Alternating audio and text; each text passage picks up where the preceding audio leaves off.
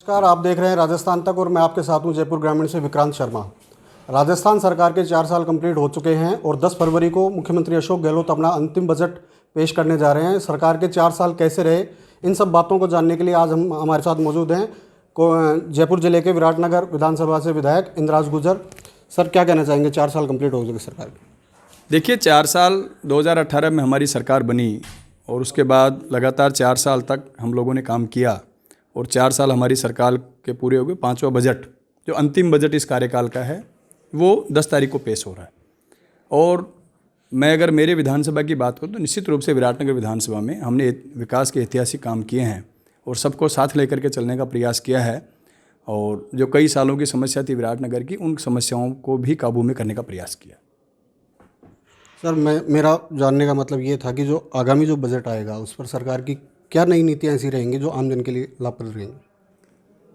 देखिए, युवाओं को रोज़गार की बात हम लोगों को सबसे पहले करनी चाहिए, क्योंकि राजस्थान में जिस तरीके से पेपर लीक हुए हैं उसके बाद युवाओं के सपनों पे जो पानी फिरा है, मैं चाहता हूं कि पेपर लीक की घटनाओं पे निश्चित रूप से ऐसी कड़ी कार्रवाई होनी चाहिए कि भविष्य में कोई पेपर लीक करने से पहले कई गुना सोचे।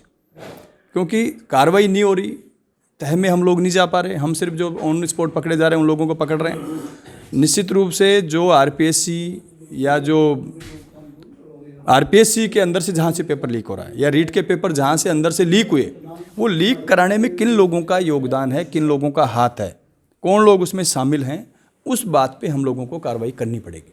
अगर उस पर हम लोग कार्रवाई नहीं करेंगे तो फिर हम उस बीमारी की जड़ को नहीं पकड़ पा रहे, हम सिर्फ ऊपर ऊपर से उस बीमारी का इलाज कर रहे हैं, तब वो इलाज बीमारी कभी ठीक नहीं हो सकता। सर, आपकी सरकार के एक मंत्री हैं राजेंद्र सिंह गुड्डा, उनके खिलाफ अपहरण का मुकदमा दर्ज हुआ है, उस पर क्या कहना चाहेंगे सर?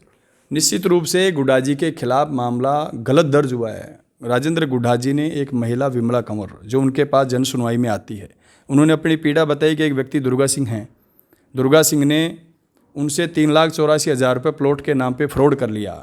वो पैसे उन्होंने अपनी बेटियों की शादी के लिए जोड़ के रखा था और उस पैसे को उन्होंने फ्रॉड करके अपने पास रख लिया। पैसा उनको देना नहीं चाह रहे। सीकर एसपी से उन्होंने 2 बार बात की तो भी उसकी महिला की मदद नहीं हुई। उसके बाद वो खुद उसके घर जाते हैं वहाँ नीमका थाना में।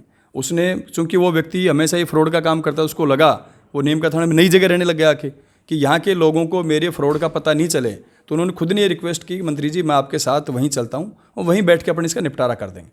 वहाँ उनके फार्म हाउस पे आ जाते हैं। फार्म हाउस पे उस व्यक्ति दुर्गा सिंह के भाई विक्रम भी वहाँ पे आते हैं, गांव के 2-4 व्यक्ति और भी आते हैं और उन्होंने कहा कि इनके पास आज पैसा नहीं है, मंत्री जी आप पैसा दे दो। उसके भाई ने कहा, विक्रम ने, कि आप पैसा दे दो, ये पैसा मैं लौटा दूंगा 1 महीने में।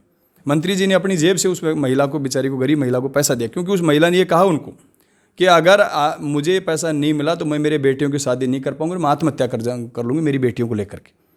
तो हम जनप्रतिनिधि हैं, हमारे पास कोई जन सुनवाई में कोई भी व्यक्ति अगर आएगा तो हम उस व्यक्ति की मदद करने का हमारा फ़र्ज़ है कि हम लोगों को मदद करनी चाहिए। और उन्होंने मदद की, उसमें उन्होंने क्या गलत किया कि एक पीड़ित महिला की अगर मदद को जनप्रतिनिधि नहीं करेगा तो कौन मदद करेगा? तो आखिर किस बात की सज़ा मिली उनको जो उनके खिलाफ मुकदमा दर्ज हुआ? राजेंद्र गुड्डा जी हमेशा राजस्थान में कांग्रेस को मजबूत करने की बात करते हैं, हमेशा सरकार रिपीट कैसे हो इस फार्मूले पे बात करते हैं। जिस तरीके से बड़ा किसान सम्मेलन दोप्रवाटी में पायलट साहब को बुला करके उन्होंने किया, उससे जिन लोगों को तकलीफ है वो लोग इस मामले में हवा दे रहे हैं। सर, कांग्रेस सरकार दोबारा रिपीट करने की बात कर रही है। राहुल गांधी हाथ से हाथ जोड़ो अभियान जैसे अभियान चला रहे हैं और बार बार एक ही बात कहते हैं कांग्रेस के इस प्रकार से रिपीट हो, तो उस पर क्या काम किया जा रहा है कांग्रेस पार्टी पर?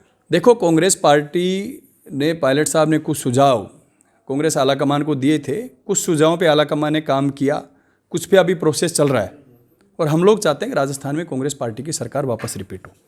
क्योंकि लगातार 20 साल से कभी एक बार कांग्रेस, एक बार बीजेपी, एक बार कांग्रेस, एक बार बीजेपी चला आ रहा है। उस सिलसिले को हम लोगों को ख़त्म करना पड़ेगा। उस फार्मूले तक पार्टी ने कुछ कदम उठाए, कुछ आगे भी भविष्य में कदम उठाएगी, जिससे निश्चित रूप से हम 2023 में सरकार रिपीट करने का काम करेंगे। सर, सरकार अगर बनती है तो मुख्यमंत्री कौन होगा?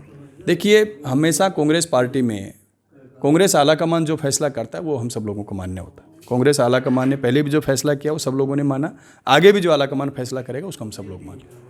ये थे विराटनगर विधायक इंद्राज गुर्जर। इनका साफ तौर पर कहना है कि जो राजेंद्र सिंह गुड्डा थे मंत्री, उनके ऊपर जो एफआईआर दर्ज हुई है वो एक रंजिशवश हुई है।